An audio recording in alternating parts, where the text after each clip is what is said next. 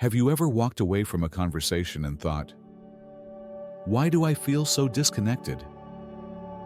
Maybe you noticed a loved one hesitating to call, or a friend who's become oddly quiet. It's easy to blame technology or busy lives, but sometimes the words we use, without even realizing it, can quietly push people away. And after 70, when relationships matter more than ever, those little phrases can leave us feeling lonelier than we deserve. Today, we're talking about 5 common phrases that unintentionally create distance, and what to say instead to deepen your connections. These aren't wrong things to say, mind you. They're just habits we've picked up over the years, like comfy old shoes that don't fit quite right anymore. But with a few tweaks, we can turn everyday conversations into bridges, not walls. Let's start with the first one. Phrase 1. Nobody needs me anymore. This one aches to say out loud, doesn't it? Maybe you felt it after retiring, when the kids moved out, or when friends seem preoccupied. But here's the thing. When we voice this even casually, it sends a message that we're closing the door on others. Loved ones might hear, "Don't bother including me," even if that's not what we mean. My neighbor Hank said this to his daughter when she asked him to join a family Zoom call. She hesitated to invite him again, worried she was forcing him. What he meant was, "I miss feeling essential, so instead, try. I'd love to help. What can I do?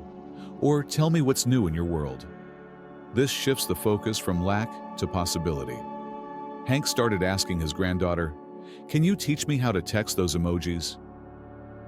Now, they swap silly gifts daily, and he feels anything but unneeded. Phrase 2. Back in my day. Oh, we've all said it. Whether complaining about kids these days, or comparing past hardships to modern life, this phrase can sound dismissive, even if we're just feeling nostalgic. My friend Evelyn once told her grandson, "Back in my day, we didn't have phones glued to our hands."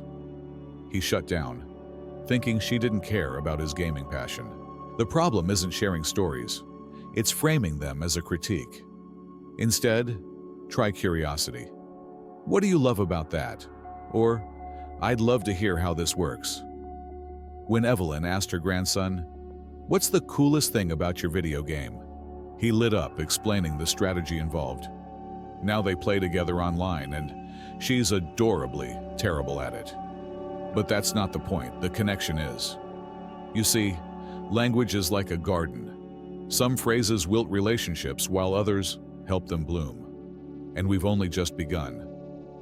There's a third phrase that sneaks into conversations when we're feeling vulnerable. One that might surprise you.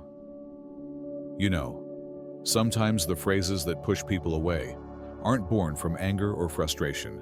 They come from places of vulnerability, like fear of being left behind or longing for connection.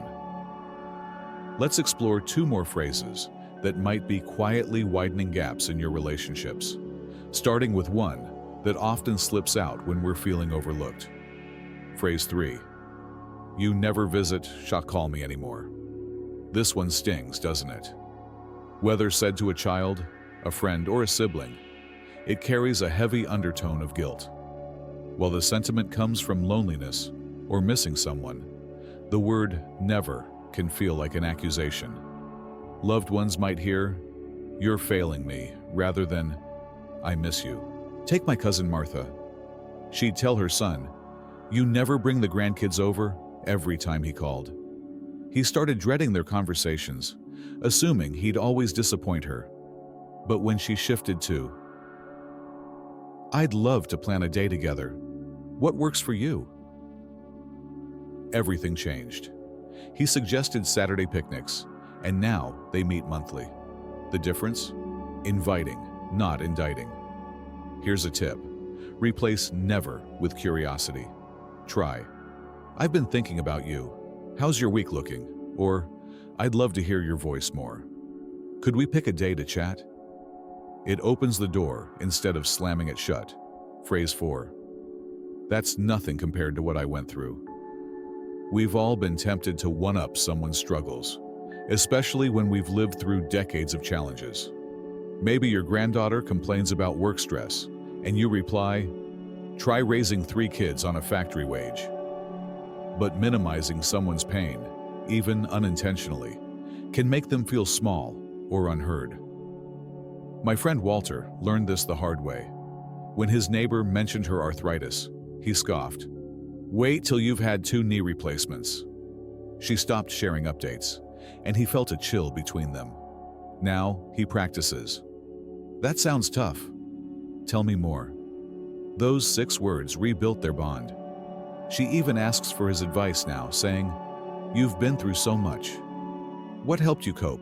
This isn't about silencing your experiences. It's about making space for theirs first. Imagine a tennis match. Let them serve the ball before you return it. You'll both feel seen. What's fascinating about these phrases is how they mirror our deepest needs, to feel needed, remembered, respected. But language, like a garden, thrives when we prune the weeds and nurture the blooms. Now, there's one final phrase that's especially tricky because it sounds harmless, even friendly, but can quietly erode trust over time. You know, the most dangerous phrases aren't the ones that sound harsh. They're the ones that feel helpful, but leave others quietly sidelined. Let's talk about our 5th phrase. You should just, whether it's, "You should just move closer to the family," or "You should just let it go." This well-meaning advice often lands as dismissal. When we leap to solutions without acknowledging feelings, we unintentionally tell others, "Your emotions are a problem to fix, not an experience to share." Take my friend Joan. When her grandson vented about a rocky marriage, she jumped in with, "You should just try date nights." He shut down, later admitting he'd wanted a listening ear, not a manual. Now she starts with, "That sounds really hard. How are you holding up?" Those 2 questions transform their talks. He calls her weekly, saying, "Grandma gets it. She doesn't try to fix me." The fix? Swap "should" for support.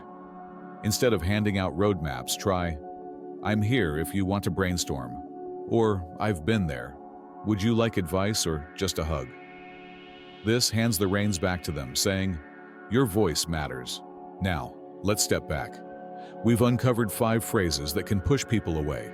Number 1, "Nobody needs me anymore. I'd love to help. What can I do?" Number 2, "Back in my day. What do you love about that?" Number 3, "You never visit call. I'd love to plan a day together." Number 4, "That's nothing compared to what I went through. That sounds tough. Tell me more." Number 5, "You should just, how are you holding up?" But here's the good news. You don't need to overhaul your vocabulary overnight. Start with 1 phrase. Maybe tomorrow, when your neighbor mentions her arthritis, you'll ask, "What's that been like for you?" Instead of comparing scars. Or when your adult child shares a work stressor, you'll say, "I'm in your corner. What do you need?" My cousin Ed keeps a sticky note on his fridge. Listen first, fix later. Some days he nails it. Others, he chuckles and says, "Old habits die hard." But progress, not perfection, is the goal. And don't go it alone. Share this journey with a friend or family member. My book club started a phrase swap challenge. We text each other when we catch a distancing habit. Last week, Margie proudly wrote, "Used 'I'd love to help' instead of 'nobody needs me.' My son asked me to babysit." But let's dig deeper. How do we turn these tweaks into lasting habits? And what happens when others use these phrases on us? That's where the real magic begins. You know, the beauty of language is that it's never too late to reshape it, to turn old habits into bridges instead of barriers. Imagine your words as threads, weaving a tapestry of connection, one conversation at a time. Let's talk about how to make these phrase swaps stick, even when life gets busy or emotions run high. First, start small. Pick one phrase to focus on this week. Maybe it's replacing "you never call" with "I'd love to hear from you. When's a good time?" Tape a reminder to your bathroom mirror or coffee maker. My friend Clara uses a bracelet as her cue. Every time she glances at it, she thinks, "Listen first." Some days she forgets, and that's okay. Progress, not perfection, is the goal.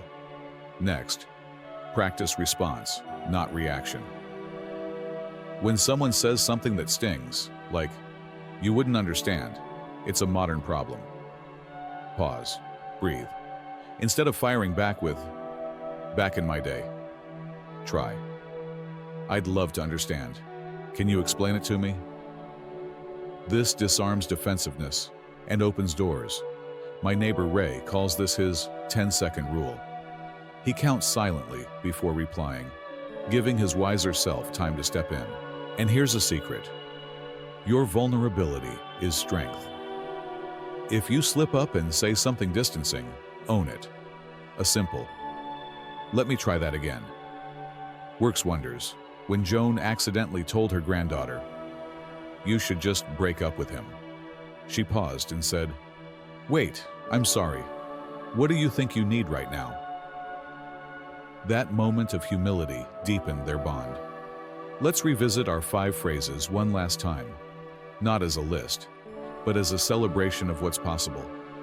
"Nobody needs me" becomes, "How can I contribute?" "Back in my day" becomes, "Teach me your world."